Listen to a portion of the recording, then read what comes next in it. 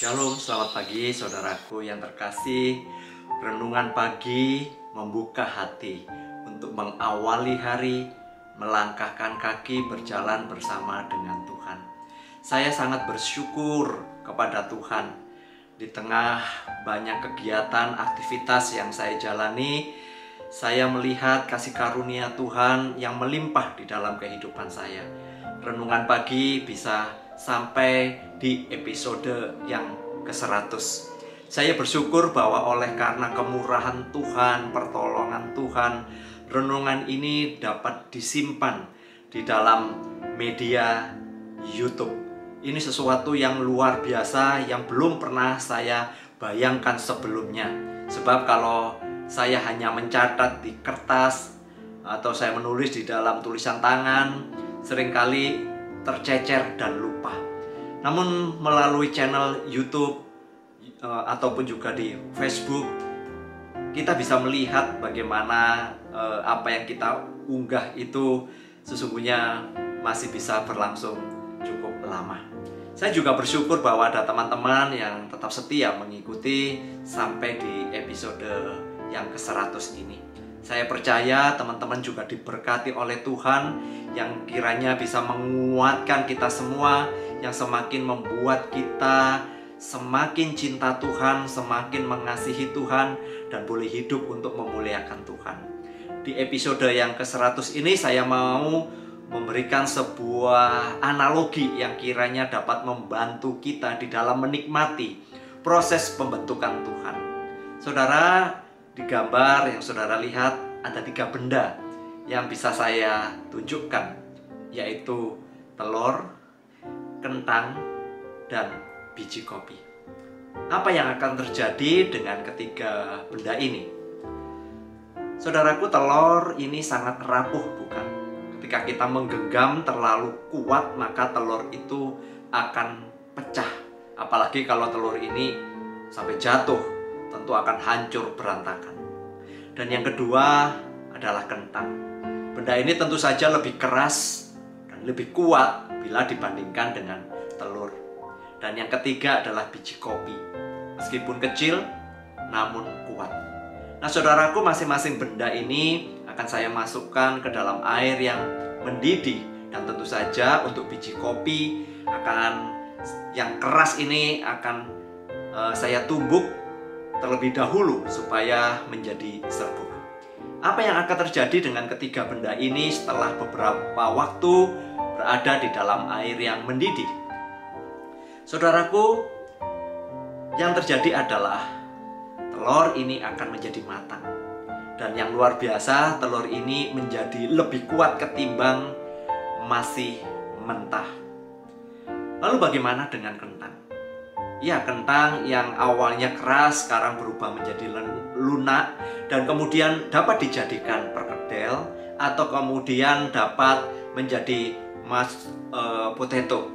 Dan tentu saja serbuk kopi berubah menjadi minuman kopi yang menyebarkan keharuman cita rasa yang luar biasa. Air yang mendidih mengubah ketiganya. Analogi ini saya mau pakai untuk menggambarkan diri kita. Jika Anda mengikuti 100 episode di dalam renungan pagi ini, apakah Anda mengalami sebuah perubahan, sebuah transformasi di dalam kehidupan Anda? Apakah firman Tuhan begitu memberkati saudara, mengubahkan saudara untuk menjalani kehidupan sebagai anak Tuhan? Apakah Anda semakin cinta Tuhan dan hidup sebagai anak-anak Tuhan? Saudara, pada akhirnya kelak ketika kita berjumpa dengan Tuhan, Tuhan tidak menanyakan aset atau pekerjaan kita, harta kita, investasi kita yang mungkin berhasil. Tidak. Tuhan tidak juga menanyakan gereja mana, apa kegiatan kita di gereja. Bukan itu. Tapi Tuhan akan bertanya, apakah engkau mengasihi aku? Saudara, mari kita renungkan apa yang Tuhan Yesus katakan di dalam Injil Yohanes 14 ayat yang ke-15. Jikalau kamu mengasihi aku, kamu akan menuruti segala perintahku. Dan dilanjutkan dengan Yohanes 14 ayat yang ke-21. barang siapa memegang perintahku dan melakukannya, dialah yang mengasihi aku. Dan barang siapa mengasihi aku, ia akan dikasihi oleh Bapakku, dan aku pun akan mengasihi dia dan akan menyatakan diriku kepadanya. Mari kita mengambil waktu teduh sebentar untuk berdoa. Perubahan macam apa? Perubahan yang bagaimana yang sudah terjadi di dalam kehidupan kita? Mari kita berdoa.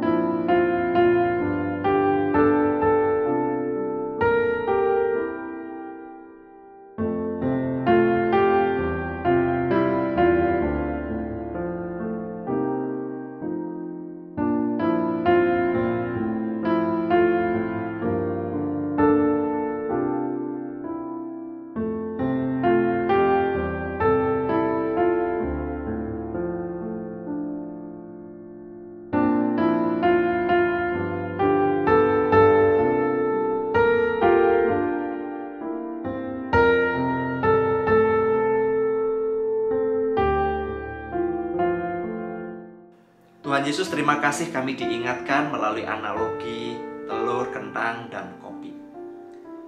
Mengalami sesuatu perubahan yang kemudian menjadi lebih berguna kembali. Demikian juga dengan hidup kami sebagai orang berdosa. Kami berterima kasih, kami diselamatkan oleh anugerah, dan kami dituntun oleh Roh Kudus untuk memahami, mengerti firman Tuhan yang mengajarkan kebenaran kepada kami, mengubahkan hidup kami, menuntun langkah kami untuk menjadi anak-anak Tuhan seperti yang Tuhan inginkan. Terima kasih kami diingatkan, dan biarlah kami tidak mengeraskan hati kami, mengeraskan sikap kami, tetapi kami lebih tunduk lagi kepada kuasa-Mu, sehingga hati kami selalu diperbaharui dari ke hari, supaya kami menjadi serupa dengan Engkau. Terima kasih ya Tuhan untuk berkat-Mu yang begitu indah. Teman-teman, jika ada masukan dan usulan tentang tema atau materi yang akan dibahas, Anda boleh menuliskan di dalam kolom komentar yang ada di YouTube. Atau saudara juga bisa menghubungi saya secara pribadi, topik-topik apa yang ingin saudara dengar. Dan kiranya Tuhan boleh menolong saya untuk boleh membahasnya. Dan doakan saya, doakan kami semua supaya kita tetap sehat, dan nantikan episode yang ke-101 minggu depan. Berkat dari Allah Bapa, Tuhan Yesus dan Roh Kudus menyertai kita sekalian hari ini sampai selama-lamanya.